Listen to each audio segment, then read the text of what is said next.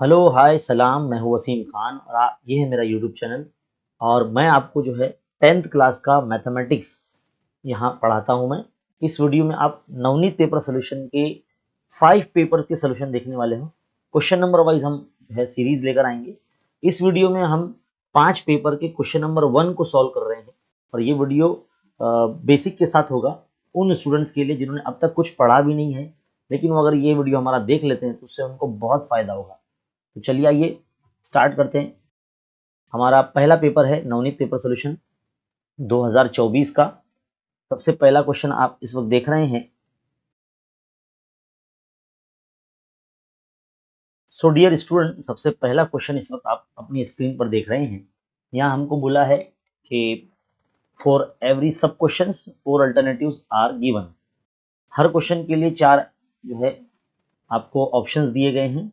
आपको सही ऑप्शन जो है उसके क्वेश्चन नंबर के सामने उसका अल्फ़ाबेट और उसका फिर आंसर लिखना होगा।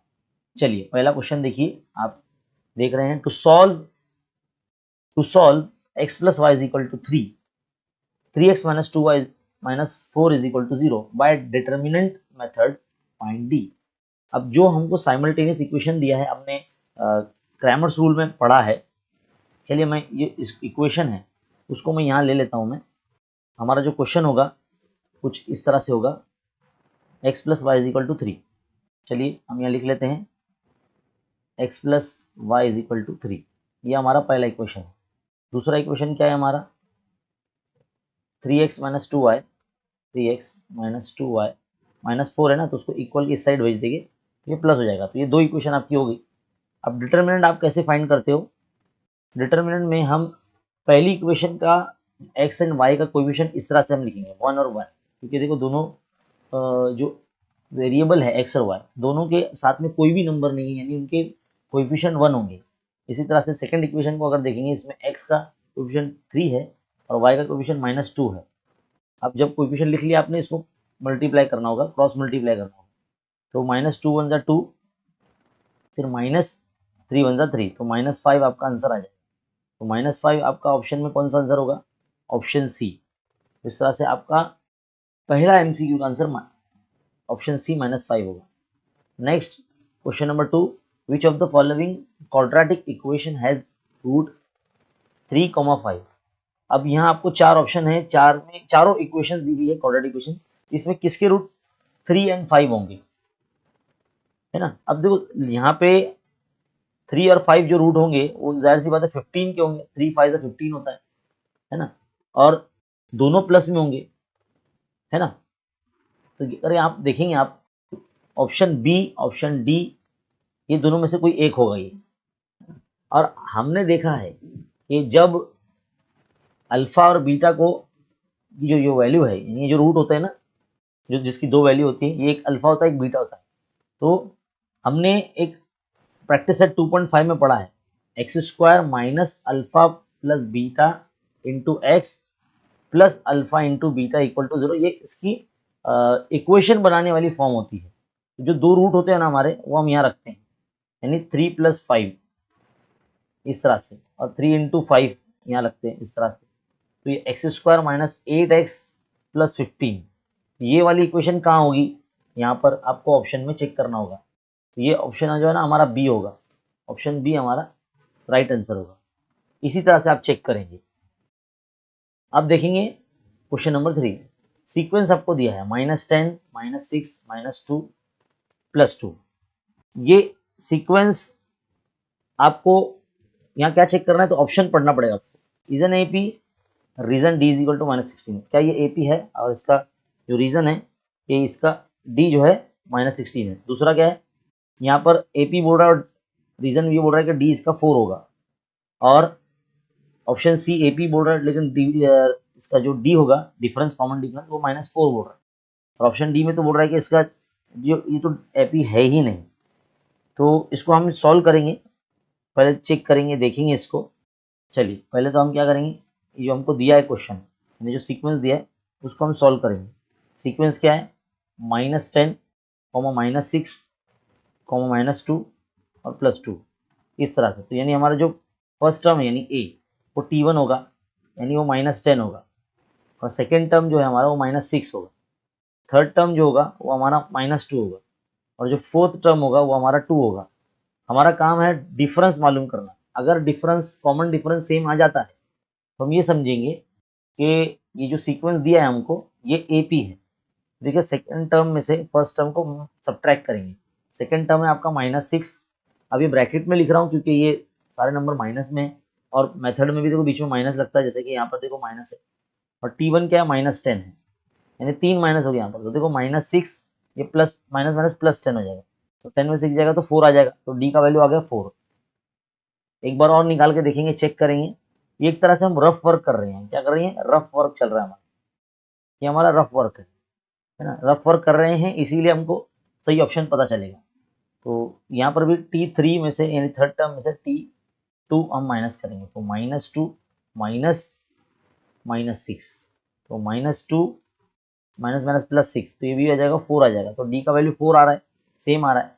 तो यानी कॉमन डिफरेंस कांस्टेंट है, यानी दिया हुआ जो सीक्वेंस है वो हमारा एपी होगा। तो यहाँ पर हम बताएंगे कि option B will be our answer. लेकिन इसको लिखेंगे कैसे एग्जाम में आप, है ना, क्वेश्चन नंबर, जैसे हमको ये बोला है क्वेश्चन नंबर 3 है ना, तो क्वेश्चन नंबर 3 के आगे लिखेंगे, क्वेश्चन नंबर 3 के आगे ऑप्शन बी 4 है ना, डी = 4 ऐसे लिखेंगे, डी = 4 ऐसे आप लिखेंगे।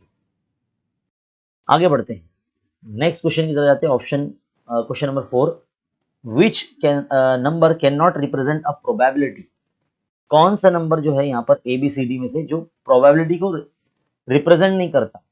देखो हम उसको फ्रैक्शन फॉर्म में भी बता सकते हैं इस तरह से, हम उसको डेसिमल फॉर्म में भी बता सकते हैं, लेकिन याद रखें किसी भी इवेंट का प्रोबेबिलिटी 0 और 1 के बीच में ही होता है, या तो 1 होगा या तो 0 होगा, 0 और 1 के बीच में ही होगा, 1 से ज़्यादा नहीं होगा, यानी 1 से ज़्यादा नहीं होता। तो हमारा ऑप्शन बी जो है ना, ये राइट ऑप्शन होगा 1.5, क्योंकि ये 1.5 यानी 1 से ज़्यादा बता रहा है, तो यही हम बता नहीं सकते किसी भी इवेंट का प्रोबेबिलिटी। तो कैन नॉट बोला है ना, कौन सा नहीं है, तो पूछा ही गलत है, इसलिए जो रॉन्ग आंसर होगा वही हमको सिलेक्ट करना होगा। तो 1.5 ये रॉन्ग है। आगे बढ़ते हैं, क्वेश्चन नंबर 1 का बी। अब यहाँ पर एक एक मार्क्स के क्वेश्चन है। देखिए, right the equation 3x = 4y - 12 in general form. General form लिखना है मतलब पहले x का टर्म लिखेंगे, फिर 4y को आप यहाँ ले लेना, तो ये -4y हो जाएगा, फिर आप 12 को यहीं रहने दो -12, ये जनरल फॉर्म हो गई है। ax + by = c, इस फॉर्म में लिखना है आपको, बस। फर्स्ट हो गया। Second question, write the next two term of the equation -7, -4, -1, -2। इसके बाद जो है ना नेक्स्ट टू टर्म हमको फाइंड करनी है। चलिए आइए पहले तो क्वेश्चन देख लेते हैं इसको ना, पहले लिख लेते हैं इसका, -7, -4, -1, 2। इस तरह से हमको ये दिया, यानी हमारा T1 हमको दिया -7, T2 जो है हमको -4 दिया है, T3 जो है हमको गिवन है वो -1 है, और T4 जो है वो 2 है। अगर आप डिफरेंस पहले चेक करेंगे क्या आ रहा है, T2 - T1 यानी -4 -7, ये हो जाएगा -4 माइनस प्लस, यानी 3 नंबर आगे बढ़ रहा है। हम देख भी रहे हैं ना, -7 में 3 ऐड कर रहे हैं तो 4 हो जाएगा, फिर -4 में फिर 3 ऐड करेंगे तो -1 हो जाएगा, फिर -1 में 3 ऐड करें तो 2 हो जा रहा है, अब 2 में 3 ऐड करेंगे तो 5 हो जाएगा, है ना। तो हम यहाँ क्या करेंगे, कॉमन डिफरेंस है ना, आगे वाला टर्म फाइंड करना है, यानी फिफ्थ टर्म अगर हमको फाइंड करना है तो T4 में D को ऐड करते जाएंगे। तो T4 क्या है, समझ लो हमारा 2 है, तो 2 में D यानी 3 ऐड करेंगे तो 5 हो जाएगा, और T6 में मालूम करने के लिए T5 में डिफरेंस ऐड करेंगे, तो T5 यानी 5 है, और डिफरेंस यानी 3 है, तो 5 + 3 8 हो जाएगा। तो इस तरह से दो नंबर हमको मिल गए, 5 और 8। अब यहाँ बोला है what is the rate of GST on bread. GST ये फूड ग्रेन यानी सीरियल से बना होता है, तो इसके ऊपर 0% GST होता है। आप पेज नंबर 84 पर अपने टेक्स्ट बुक में देख लेना, वहाँ पर एक टेबुलर फॉर्म में कौन कौन से प्रोडक्ट पर या कौन कौन से सर्विसेज पर GST रेट कितना है वहाँ सब लिखा हुआ है।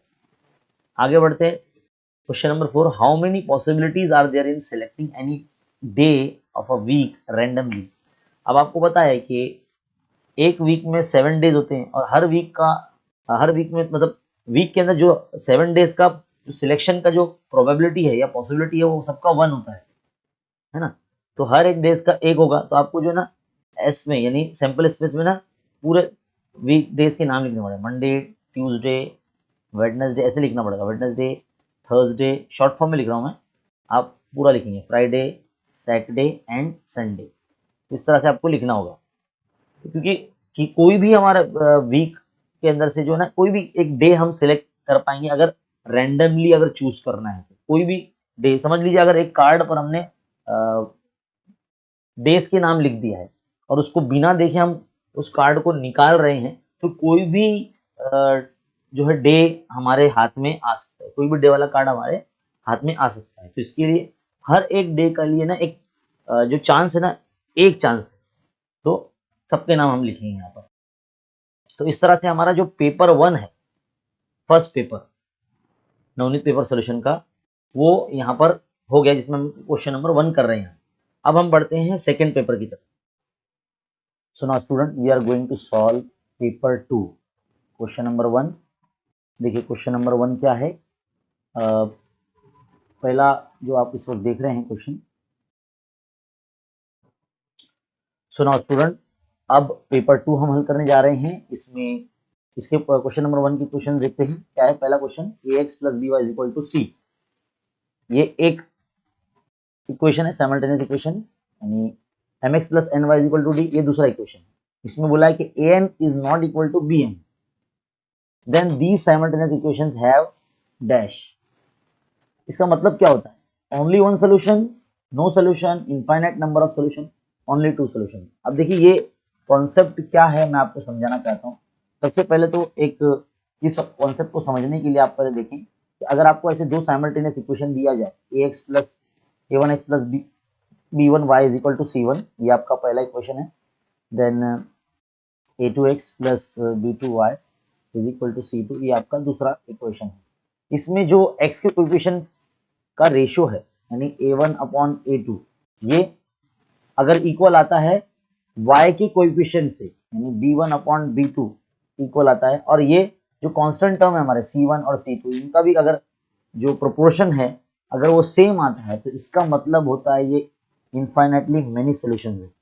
इसका मतलब क्या होता है, ये इनफाइनाइटली मेनी सॉल्यूशंस। तो आप इसको ध्यान में रखें, ये कॉन्सेप्ट जो आप इस वक्त देख रहे हैं ये बहुत इंपॉर्टेंट है। Infinitely many solution, many solution. और इसका जो फिगर रिप्रेजेंटेशन होगा जब आपके ग्राफ पेपर पर जब ऐसे इक्वेशंस का जिनके रेशियोज सारे इक्वल आ रहे हैं, तो ये आपके जो हो गए ये कोइंसाइड करेंगे, यानी एक के ऊपर एक बन जाएंगे। मान लीजिए अगर पहला लाइन ऐसा बना है ग्राफ पर, दूसरा लाइन भी उसी के ऊपर बन जाएगा ऐसे, तो ये कोइंसाइड कर लेंगे, है ना। कोइंसाइड, इनसाइड, कोइंसिडेंट कहते हैं ना, वैसे कोइंसाइड कर लेंगे, दूसरे को ढांक लेंगे, एक के ऊपर एक बन जाएंगे। अगर दूसरी कंडीशन देखिए, अगर a1 अपॉन a2 का जो रेशियो है वो इक्वल आता है b1 अपॉन b2 के, लेकिन जो कांस्टेंट टर्म है c1 अपॉन c2 इसका रेशियो इक्वल नहीं आ रहा है, तो इसका हम कहेंगे कि नो सोल्यूशन। इसका मतलब होता है नो सोल्यूशन, यानी ये पैरेलल बन जाएंगे। इसका जो फिगर रिप्रेजेंटेशन बनेगा ग्राफ पर कुछ इस तरह से बनेगा कि ये पैरेलल बन जाएंगे, ये एक दूसरे को इंटरसेक्ट नहीं करेंगे। इसका मतलब ये होता है ना। नंबर 3, तीसरी कंडीशन है, अगर a1 upon a2 is not equal to b1 upon b2 but equal to c1 upon c2, यानी अगर ये वाला जो पेयर है, स्टार्टिंग वाला पेयर, ये जो पेयर है ये अगर इक्वल आ जाता है, मतलब नॉट इक्वल आता है, तो हम कहेंगे a unique solution, unique solution. और इसमें क्या होता है कि जो जब फिगर रिप्रेजेंटेशन होगा इसका ग्राफ पे, तो कुछ इस तरह से ये एक दूसरे को किसी एक पॉइंट पे ना कट करेंगे, यानी इंटरसेक्ट करेंगे, तो इसका कोई एक ही सोल्यूशन निकलेगा। जैसे नॉर्मली हम जब साइमल्टेनियस इक्वेशन को सॉल्व करते हैं और वो एक पॉइंट पर कट करते हैं, तो वो एक यूनिक सोल्यूशन मिलता है, तो वो कुछ कंडीशन ये वाली होती है। तो यहाँ पर ये कॉन्सेप्ट आपका पता होना बहुत जरूरी है, और इसके ऊपर हमने सेपरेटली एक वीडियो बना के हमारे चैनल पर दिया है। अगर आप हमारे रेगुलर स्टूडेंट्स हैं मेरे इस यूट्यूब चैनल पे, तो आपको ये पता होना चाहिए। तो इसी कॉन्सेप्ट पर जो है ना आपका ये पहला फिल इन द ब्लैंक्स पूछा है कि an is not equal to bm, इसका मतलब होता है ओनली वन सोल्यूशन, इसका मतलब होता है ओनली वन सोल्यूशन, यानी ये इसमें सिर्फ एक ही इसका सोल्यूशन है दोनों इक्वेशन का। Now move on to next question. One of the root of a quadratic equation x square plus mx minus 5 equal to 0 is 2। आपको एक क्वाड्रेटिक इक्वेशन दिया है, इसका रूट 2 दिया है, इसमें जो m है यहाँ पर आप देख रहे हैं m, ये m का वैल्यू क्या होगा, a b c d में से क्या होगा। तो जाहिर सी बात है आपको थोड़ा सा एक रफ वर्क करना पड़ेगा, साइड में को एक रफ चेक करके देखना पड़ेगा। तो जो आपको इक्वेशन दिया है ना, जो आपको इक्वेशन दिया है वो पहले आप क्या करेंगे, इसको सामने लिख लेंगे। तो यहाँ x square plus m x minus 5, x square plus m x minus 5 equal to 0, ये आपका इक्वेशन है। यहाँ पर आपको बोला गया कि 2 जो है ना इस इक्वेशन का रूट है, तो 2 को क्या करना है, आपको एक्स की जगह पर पुट अप करना है, आप इस तरह से लिख लेंगे। आपका जो मेन एम है वो m का वैल्यू फाइंड करना है ना, हमको m का वैल्यू फाइंड करना है। तो हम क्या करेंगे, पहले तो 2 जो रखा है हमने x की जगह पर, तो x का स्क्वायर इसलिए 2 का भी स्क्वायर, तो 2 का स्क्वायर 4 हो गया, प्लस 2m हो जाएगा, ये m इंटू 2 यानी 2m माइनस 5 इक्वल टू 0। अब 2m आपको फाइंड करना है, वो यही रहने दो, 5 में से 4 सब्ट्रैक्ट हो जाएंगे, माइनस 1 हो जाएगा इधर, और इस तरह से 2m यहाँ रहेगा और 1 यहाँ पर आ जाएगा, तो m का वैल्यू जो होगा ये 1/2 आ जाएगा। तो एक तरह से रफ वर्क है। बहुत सारे स्टूडेंट ऐसा पूछते हैं कि सर इतना पूरा सॉल्व करना होगा क्या, नहीं बेटा, आपको जो है ना साइड में एटलीस्ट रफ वर्क करके देखना होगा। और पहले मैं आपको ये बता दूं कि इस तरह के जो क्वेश्चन है ना एमसीक्यू में जो नहीं पूछे जाते हैं और बहुत ही सिंपल पूछ जाते हैं, यहाँ पर ये जो इस टाइप के जो क्वेश्चन होते हैं वो क्वेश्चन नंबर 2 के बी में आते हैं, है ना। तो 1/2 आपका आंसर है, यानी ऑप्शन सी आपका सही जवाब होगा, सही आंसर होगा। Now third question, the sum of the first 5 multiple of 3 is dash, a 45, b 55, c 15 या d 75। अब आपको पता होना चाहिए कि 3 का टेबल अगर आप 5 तक पढ़ते हैं, 3 1 3, 3 2 6, 3 3 9, 3 4 12 एंड 3 5 15। तो ये आपके जो 5 के मल्टीपल तक है ना। क्वेश्चन में क्या बोला है हमको यहाँ बोला है कि the sum of the first 5 multiple of 3, first 5 जो हमने लिख लिया यहाँ पर, तो इसको जब हम ऐड करते जाएंगे तो हमको तो टाइम लगेगा ना, 3 + 6 यानी 9, 9 + 9 यानी 18, तो ऐसे ऐड करते जाएंगे तो काफी टाइम लगेगा। जब भी कभी आपको इस तरह से नंबर अगर दे दिए जाए तो आपको देखो फर्स्ट नंबर भी पता है, लास्ट नंबर भी पता है, आप है ना Sn is equal to n/2 t1 + tn, ये वाला फॉर्मूला आप लगा सकते हैं ना। और यहाँ पे n यहाँ पे आपको 5 रखना है, क्योंकि 5 नंबर के मल्टीपल आपको मान प्लस 5 रखेंगे, और t1 क्या आपका फर्स्ट नंबर यानी 3 है तो 3 रख देंगे, tn आपका 15 है। तो इस तरह से अगर आप देखेंगे तो 5/2 इंटू ये हो जाएगा 18, इसको अगर 2 से जो आप डिवाइड करें तो 2 9 18, तो 5 9 45 आपका आंसर है। S5 जो होगा आपका 45 हो जाएगा, है ना। तो इस तरीके से आपको जो आंसर आ जाएगा 45, तो आपका ऑप्शन ए राइट आंसर होगा। Now question number 4, what is the probability of the event that a number chosen from 1 to 100 is a prime number। 1 to 100 के बीच में प्राइम नंबर है, तो आपको पता होना चाहिए 1 to 100 के बीच में प्राइम नंबर कितने होते हैं। अब प्राइम नंबर ऐसा नंबर जो खुद से डिवाइड होता है, 1 और इटसेल्फ, मतलब उसके जो फैक्टर्स होंगे वो 2 ही फैक्टर होंगे, 1 होगा और एक तो वो खुद होगा नंबर। जैसे फॉर एग्जांपल 2 जो है ना हमारा पहला प्राइम नंबर है, 1 नहीं होगा, है ना। 2 हमारा पहला प्राइम नंबर होगा, 2 3 है ना, 5 7 है ना, फिर बाद में वो होगा 11, इस तरह से 13, तो ऐसे आगे भी चलता जाएगा। तो पहला नंबर जो होगा आपका वो 2 होगा, क्योंकि 1 to 100 के बीच में आपको प्राइम नंबर बोला है। तो मैं आपकी फॉर काइंड इन्फॉर्मेशन आपको बता दूं कि 1 to 100 के बीच में टोटल 25 प्राइम नंबर होते हैं। कितने होते हैं, 25 प्राइम नंबर होते हैं, है ना। तो आपको ये याद रखना होगा। तो क्वेश्चन हम देखते हैं कि what is the probability of the event that chosen from 1 to 100 is, तो 1 से लेके 100 के बीच में, तो आपका जो n ऑफ s होगा वो 100 होगा, क्योंकि आपको 100 नंबर में से पूछना है। और आपका n ऑफ a मतलब ऐसा इवेंट होगा, समझ लो जो प्राइम नंबर का होगा, तो n ऑफ a जो होगा आपका 25 होगा। जब इसका प्रोबेबिलिटी आप फाइंड करेंगे तो p of a is equal to n of a upon n of s, आप ऐसे लिखते हो उसको, है ना। तो एन ऑफ ए जो होगा आपका 25 और एन ऑफ ए जो होगा आपका 100 होगा। तो 25 इन द 25 एट 25 4 द 100 होती है। तो 1/4 आपका जो है ना प्रोबेबिलिटी इसका आएगा। तो 1/4 यानी ऑप्शन सी आपका राइट आंसर होगा। आगे बढ़ते हैं क्वेश्चन नंबर 1 का भी। यहाँ पर देखिए पहला क्वेश्चन है, write the equation x/4 plus y/3 is equal to 4। ये इसको आपको स्टैंडर्ड फॉर्म में लिखना है, इसमें लिखना है स्टैंडर्ड फॉर्म में। तो आपका जो क्वेश्चन है पहले तो हम उसको ये कर लेंगे। क्वेश्चन नंबर 1 का भी हम सॉल्व कर रहे हैं। तो पहला क्वेश्चन है x/4 plus y/3 is equal to 4। तो यहाँ आप या एलसीएम ले ले या फिर आप जो है इसको क्रॉस मल्टीप्लाई कर दीजिए। तो मैं क्रॉस मल्टीप्लाई करता हूँ, तो 3 इंटू एक्स, तो 3x हो जाएगा plus 4 into Y 4y upon में ये इन दोनों का मल्टीप्लाई हो जाएगा, है ना, इन दोनों का मल्टीप्लाई हो जाएगा। तो 3 4 12 हो जाएगा, 3 4 12। इस तरह से 3x plus 4y is equal to 12 जो है होगा आपका यहाँ पर मल्टीप्लाई में जाएगा 4 के, यहाँ पर मल्टीप्लाई होगा तो 12 4 48 होता है। तो आप यहाँ पर भी आपका लास्ट स्टेप हो जाएगा, ये स्टैंडर्ड फॉर्म हो चुका है।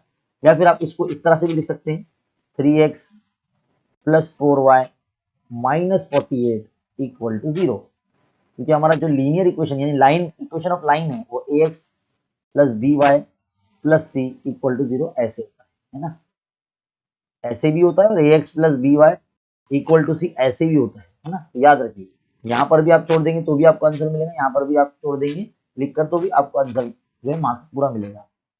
आगे बढ़ते हैं, next question, right an example of finite AP. Finite AP बोला है और ये समझ लीजिए एक जैसे भी आप लिखेंगे आपको उसका मार्क्स मिलेगा। तो फाइनाइट सेट क्या होता है, जो लिमिटेड हो। तो 1 2 3 4 5, तो ये 5 नंबर्स का जो है सेट हो गया, तो ये फाइनाइट सेट हो गया, तो ये फाइनाइट एपी हो गया। तो इतना ही आपका आंसर होगा एक ही लाइन का। आगे बढ़ते हैं, next question, the price of a watch is 200, the rate of CGST is 6%. Find the SGST payable on the watch. तो SGST हमको फाइंड करना है। तो प्राइस ऑफ वॉच क्या होगा, अब आपको उससे पहले मतलब प्राइस ऑफ वॉच पहले लिख लेते हैं। प्राइस ऑफ वॉच क्या है, 200 रुपीज। कितना है, 200 रुपीज है। अब यहाँ पर जो रेट ऑफ CGST है यहाँ पर कितना है, 6% है। जरा आप जो है ना इस तरह से लिखेंगे, इक्वल के नीचे इक्वल, ताकि सिस्टमेटिकली लगे।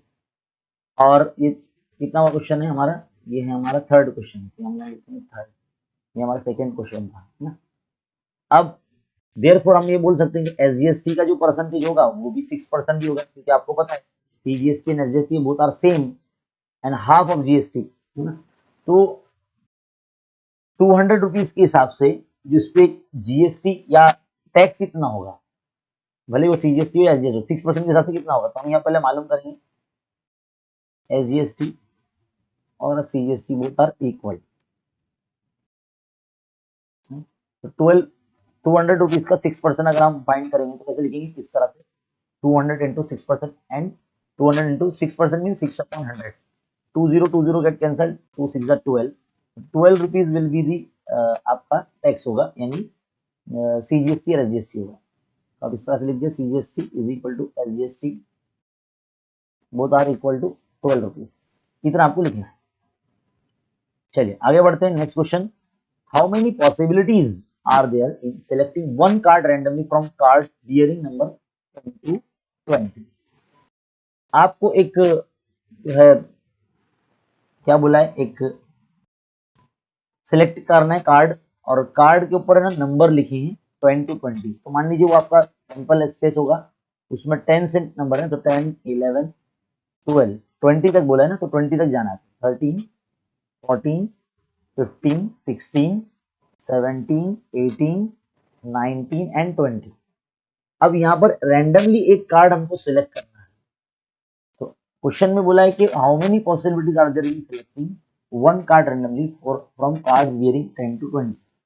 तो अब इसमें पॉसिबिलिटी उतनी ही होगी जितने कार्ड्स होंगे। तो कार्ड्स कितने हैं, अगर हम यहाँ काउंट करते हैं, ये 1 2 3 4 5 6 7 8 9 10 11। तो यहाँ पर जो नंबर ऑफ एस होगा वो 11 होगा, यानी पॉसिबिलिटी जो होगी वो 11 होगी।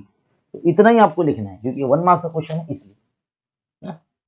तो यहाँ पर हमारा जो पेपर 2 का भी जो है क्वेश्चन नंबर 1 है वो एंड हो जाता है। नाउ पेपर 3, चलिए देखते हैं यहाँ क्या बोला है कि first question, what is the value of k for which the graphical representation of the simultaneous equation x minus 2y is equal to 4, 2x plus ky is equal to minus 12 are parallel lines। ये दोनों line जो है ना ये parallel है, तो k का value क्या होगा? अभी मैंने आपको पिछले पेपर में, मतलब जो प्रीवियस पेपर था यहाँ पर मैंने उसका आपको बताया, जो पैरेलल लाइन होती है वो ये ऐसी होती है। इसमें कंडीशन क्या होती है, देखो यहाँ मैंने बताया a1 upon a2 is equal to b1 upon b2 होता है, लेकिन c1 अपॉन c2 इक्वल नहीं होता है। बस यही कॉन्सेप्ट का आपको यूज करना है आगे। चलिए बढ़ते हैं हम लोग हमारे क्वेश्चन की तरफ। जो क्वेश्चन हमको बोला है, जो इक्वेशन हमको बोला है वो हम लिखेंगे x minus 2y is equal to 4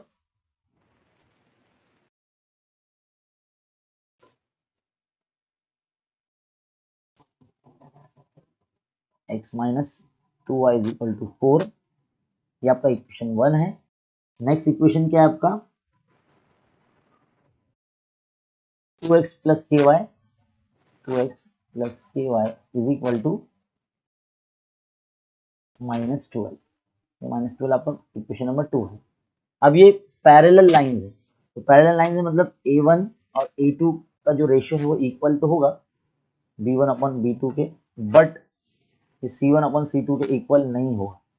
तो इसमें a1 a2 क्या होगा, a1 मीन्स पहला इक्वेशन का x का कोएफिशिएंट, तो x का कोएफिशिएंट यहाँ तो कुछ भी नहीं है, यहाँ 1 है तो आपको 1 लिखना है। a2 क्या होगा, सेकेंड इक्वेशन का x का कोएफिशिएंट यानी 2 लिखना है।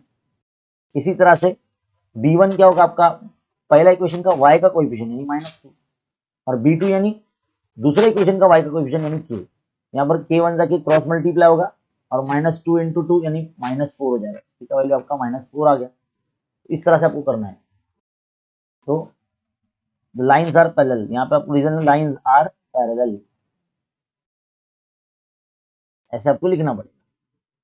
चलिए आगे बढ़ते हैं। Next question, if the roots of x square plus kx plus k equal to 0 are real and equal, then what is the value of k। आपको एक क्वाड्रेटिक इक्वेशन दिया है और उसका कंडीशन बताया कि उसकी जो नेचर ऑफ रूट है वो रियल एंड इक्वल है, तो k का वैल्यू क्या होगा। टेक्सचुअल क्वेश्चन ही है आपका। चलिए देखते हैं, एक्स स्क्वायर प्लस के एक्स प्लस के, एक्स स्क्वायर प्लस के एक्स प्लस के इक्वल टू 0। अब इसका जो रूट है वो क्या बोला है हमको क्वेश्चन में, वो रियल एंड इक्वल है, the roots are real and equal, then find the value of K. तो यहां पर आपको पहले कंपेयर करना होगा, compare given quadratic equation with, जो स्टैंडर्ड फॉर्म होता है ना हमारा क्वाड्रेटिक इक्वेशन का, x square plus b x plus c equal to 0, इससे आपको कंपेयर करना होगा। तो कंपेयर करेंगे तो ए का कोएफिशिएंट क्या हो जाएगा 1 आ जाएगा, बी का कोएफिशिएंट क्या आ जाएगा के आ जाएगा, और सी का कोएफिशिएंट भी आपका के आ जाएगा। तो इस तरह से आपको एबीसी की वैल्यू निकाल देना होगा। देन आपको क्वेश्चन में क्या बोला है कि the roots are real and equal, that means discriminant का वैल्यू क्या होगा 0 होगा।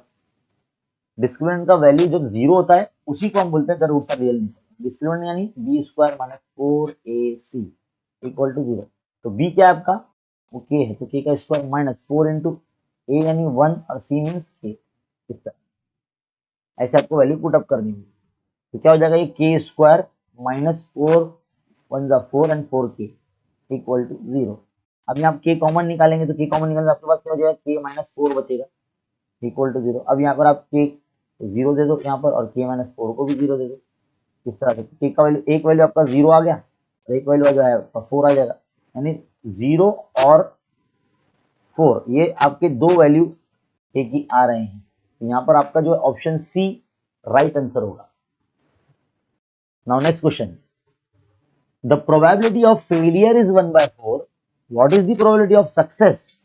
ओहो देखिए भाई, अगर कोई ग्रुप ऑफ स्टूडेंट जो है उनका फेलियर का प्रोबेबिलिटी 1/4 है, मान लीजिए P ऑफ A जो है वो प्रोबेबिलिटी है सक्सेस का, और फेलियर का जो प्रोबेबिलिटी है वो P ऑफ A डैश है। ये हमको 1/4 दिया है, तो अगर P ऑफ A अगर हमको फाइंड करना होगा तो हम क्या करेंगे, हम 1 में से 1/4 को माइनस कर देंगे। तो इस तरह से आपको यहाँ पर क्रॉस मल्टीप्लाई करना होगा, 4 1 4 -1 upon 4, there will be 3/4 our answer. So the probability of success student is 3/4. 3/4 का answer option B, option B will be our answer. Now question number 4, question number 4. The classification of persons based on blood group is shown by a pie diagram. अगर एक पाई diagram में blood group का जो persons का blood group show करना है classify करते हुए, the persons of O blood group are 40%, इसमें से ब्लड ग्रुप जिनका ओ है अगर वो 40% है, what should be the measures of central angle for persons of O blood group.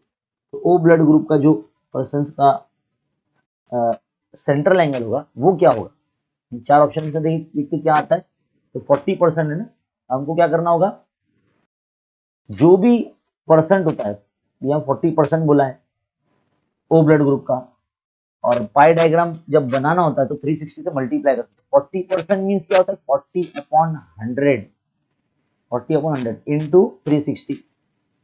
अब यहाँ से आप क्या करेंगे, 1 0 1 0 यहाँ से कैंसिल कर देंगे और 1 0 1 0 यहाँ से कैंसिल कर देंगे, आपके पास बच रहा है 4 × 36। 4 × 36 मीन्स 4 6 24, कैरी 2, 4 3 12, 12 + 2 14, तो 144 यानी 144 डिग्री आपका सेंट्रल एंगल आ जाएगा यहाँ पर 144, यानी ऑप्शन बी आपका आंसर। नाउ क्वेश्चन नंबर 1 का B. Question number 1, write the quadratic equation 3x² = 2x - 5 in the standard form. इस इक्वेशन को आपको स्टैंडर्ड फॉर्म में लिखना है, तो कैसे लिखेंगे आप, 3x², इक्वेशन देख लेता हूँ, 3x² = 2x - 5। अब जो हमारा स्टैंडर्ड फॉर्म है कुछ इस तरह से होता है, ax² + bx + c = 0। अब इसको पहले सही क्रम में लिखिए, 3x², और ये सारा जो मटेरियल है पूरा यहाँ पर आएगा, सारे नंबर, 2x यहाँ आ जाएगा तो माइनस में आ जाएगा, 5 ऑलरेडी माइनस में तो यहाँ पे आ गया प्लस में आ जाएगा, इक्वल टू सब यहाँ पर आ गए यानी 0 हो गया। तो ये स्टैंडर्ड फॉर्म में हो गया। देखो मैंने इसीलिए इक्वल के नीचे इक्वल लिखा है ताकि आपको पता चले कि कौन कहाँ गया है ना, जब प्लेसमेंट की जाती है तो साइन भी बदल जाता है। आगे बढ़ते हैं, next question, write the second term of AP if A = 5 and D = 7। A = 5 and D = 7, A = 5 and D = 7।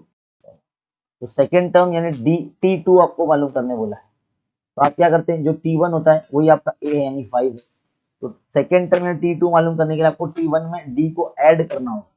T1 यानी 5 और D यानी 7, तो 7 + 12 क्या, 7 + 5 + 7 यानी 12 हो जाएगा, तो 12 आपका आंसर आ जाएगा सेकंड टर्म।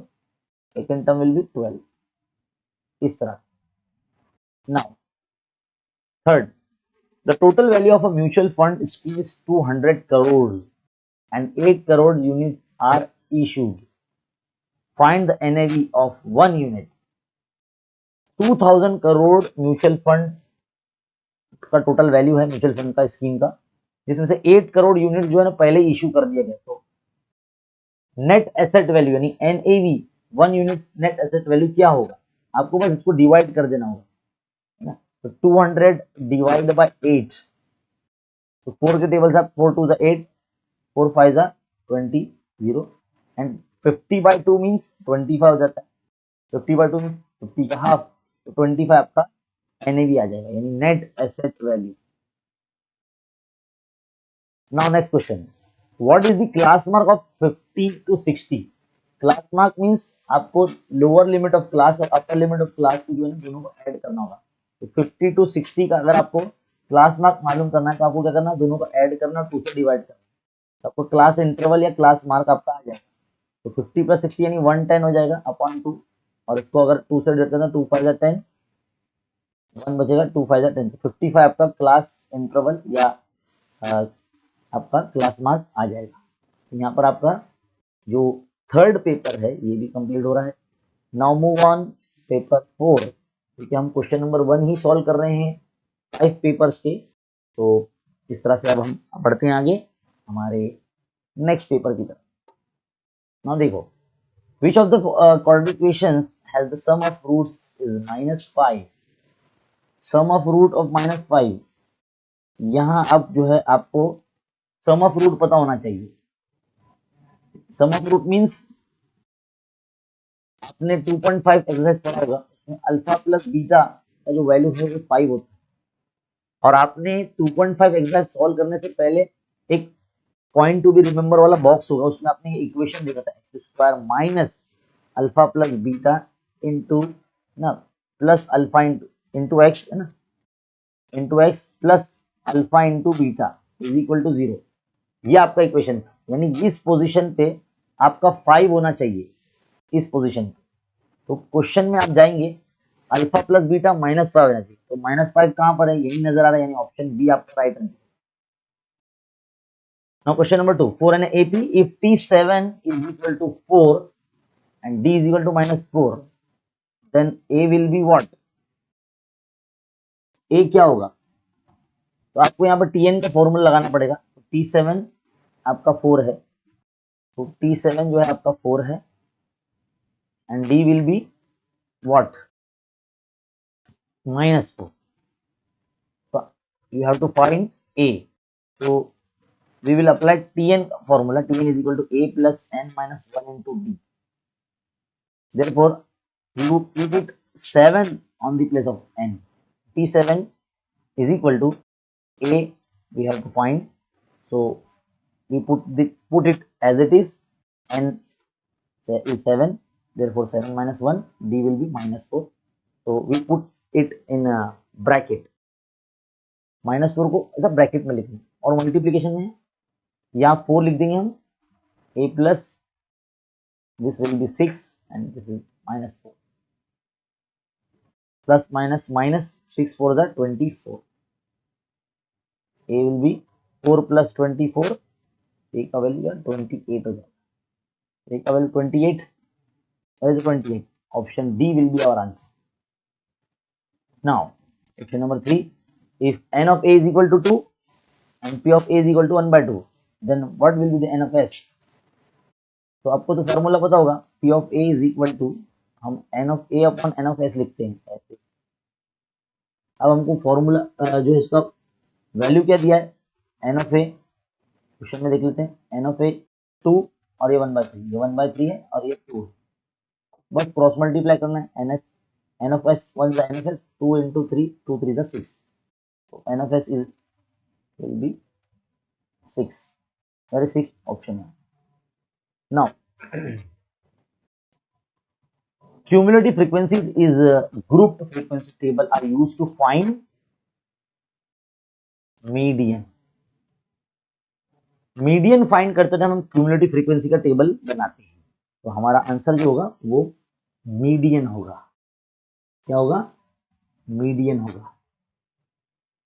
आगे बढ़ते हैं नेक्स्ट क्वेश्चन, क्वेश्चन नंबर 1 का B. Multiply the equation x upon 7 minus y upon 8 is equal to 1 by 56 and rewrite it. इस इक्वेशन को आपको 56 से मल्टीप्लाई करना है और फिर से लिखना है। तो चलिए लिखते हैं।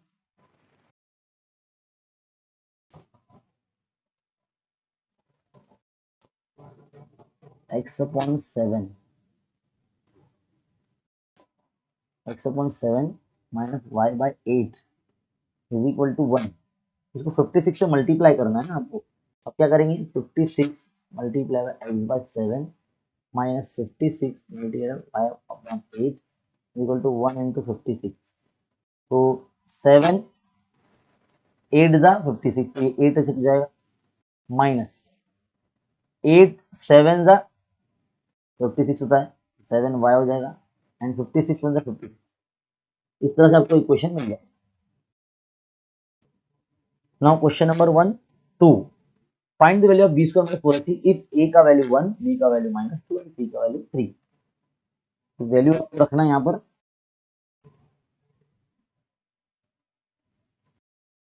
A is equal to 1, B is equal to -2 and C is equal to 3.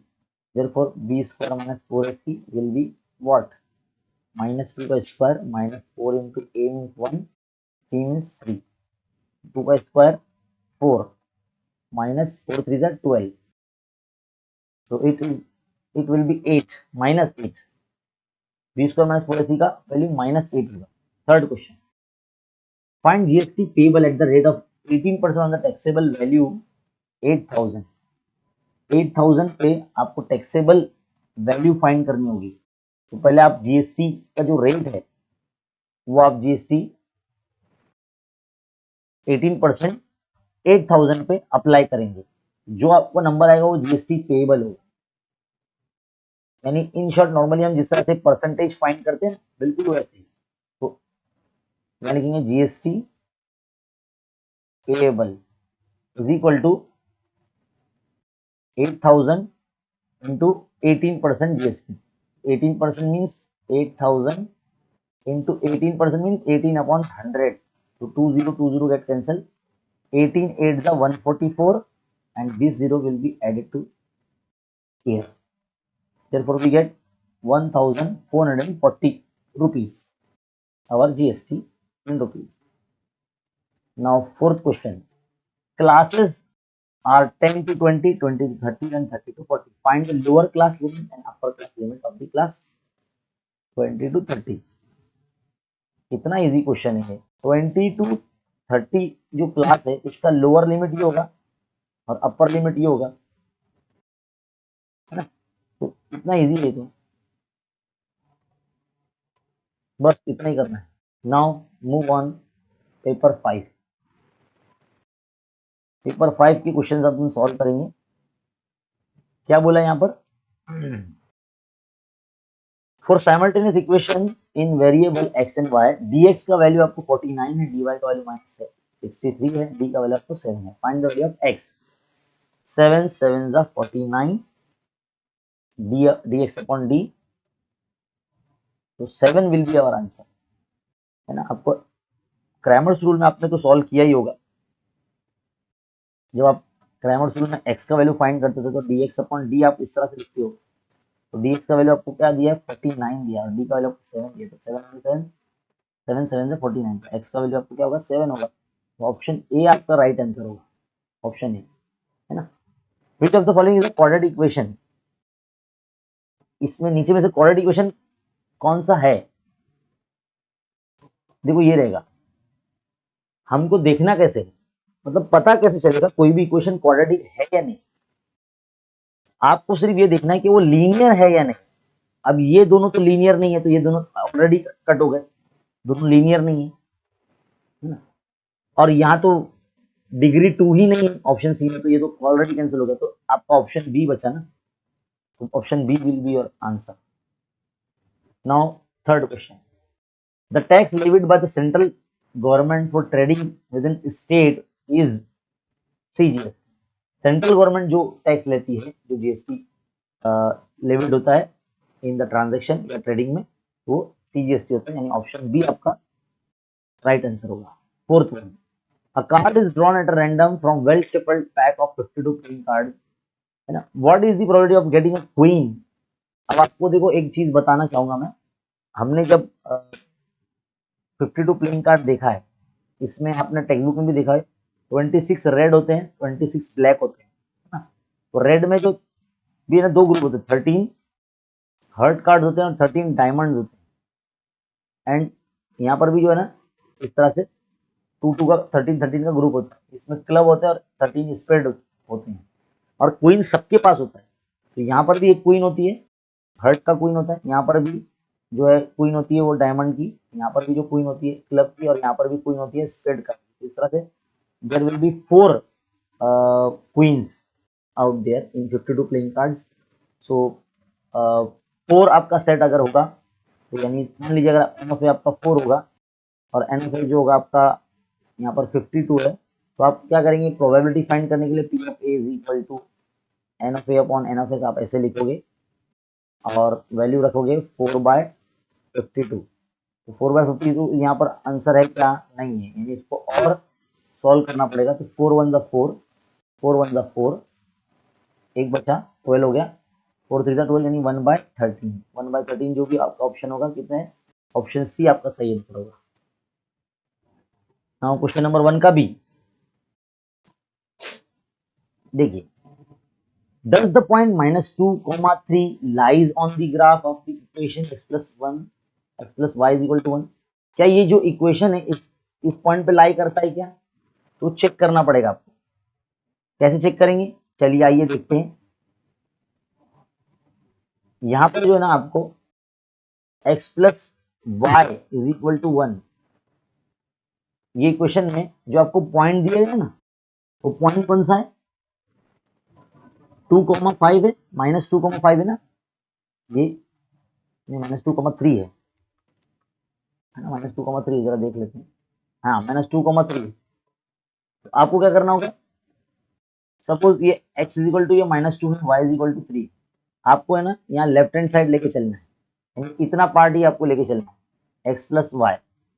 आप चेक कीजिए, -2 प्लस 3 क्या आता है, 1 आ रहा है, यानी आपका राइट हैंड साइड इक्वल आ गया। तो हम ये कह सकते हैं कि -2, -3 is on the line x plus y is equal to 1। ये जो पॉइंट है ना वो इस लाइन पर लाई करता है। Second question, find the value of alpha plus beta for the production 3x square minus 6x minus 5 0। ये इक्वेशन से आपको अल्फा प्लस बीटा का वैल्यू फाइंड करना है। तो पहले हम इक्वेशन लिखेंगे 3x square minus 6x minus 5 equal to 0। फिर आप पहले कंपेयर करेंगे, a is equal to 3, b is equal to -6, c is equal to -5। Then फिर आप अल्फा प्लस बीटा का वैल्यू लगाएंगे, क्योंकि आपने 2.5 में ऐसे क्वेश्चन सॉल्व किए हैं जिसका फॉर्मूला -b/a होता है। तो माइनस और b का वैल्यू -6 है और a means 3, minus minus plus 6/3, 3 1 3, 3 2 6। तो alpha plus beta is equal to 2। ऐसे आपको सॉल्व करना है। Next question third, a die is rolled, a is the event of getting an even number on the upper surface of right even tail। तो एक die roll किया गया, मतलब उसमें कितने नंबर होंगे, 6 होंगे, यानी एस में जो होगा वो पॉसिबिलिटी 1 2 3 4 5 एंड 6, डाइज में कितने नंबर होते हैं। लेकिन ए ऐसा इवेंट है जिसमें सिर्फ इवन नंबर देते हैं। इवन मीन्स जो मैं यहाँ हाईलाइट कर रहा हूँ 2 4 6, ये आपका सेट होगा 2, 4, 6, n of s will be 3 outcomes वहां पर आपको नजर आएंगे। तो राइट इवेंट है, तो इवेंट ए ही लिखना था, नंबर ऑफ ए नहीं लिखना था, तो आपको ए ही लिखना है बस। Fourth one, find the mean if f of summation sigma f i x i is equal to 100 and summation f i is equal to 25। आपको सिग्मा या समेशन, आप इसको सिग्मा बोले या समेशन बोले, वैसे सिग्मा ये होता है ना, और समेशन इसको बोलते हैं। लेकिन यहाँ पर जो है ना नंबर पर हम सिग्मा ही बोलेंगे इसको। अब जो बोलना बोलिए, सिग्मा एफ आई एक्स आई आपका क्या है 100 है, और सिग्मा एफ आई आपका कितना है 25 है ना। हाँ, तो आपको क्या बोला, मीन फाइंड करने बोला है। तो मीन कैसे फाइंड होता है, मीन यानी x bar is equal to sigma f i x i upon sigma f i. तो 100/25 मीन्स 25 वन द 25, 25 4 द 100। तो आपका एक्स बार यानी मीन विल बी योर 4। तो यहाँ पर हमारे सारे 1 मार्क्स के जो क्वेश्चंस है वो एंड हो जाते हैं। आई होप आपको बहुत अच्छे तरीके से एक्सप्लेनेशन समझ में आया होगा। इसी तरह से हम क्वेश्चन नंबर वाइज आपके लिए वीडियोस लाते रहेंगे। मेरी आपसे रिक्वेस्ट है कि आप इसी तरह वीडियोस देखने के लिए हमारे जो यूट्यूब चैनल है वसीम खान सर को सब्सक्राइब कर लें, और सब्सक्राइब करने के बाद बेल आइकन को प्रेस करने के बाद ऑल नोटिफिकेशन पे क्लिक कर लें, ताकि जब भी वीडियो अपलोड हो या हम लाइव आए तो आपको पहले पता चले। मिलता है अगले वीडियो में। Thank you.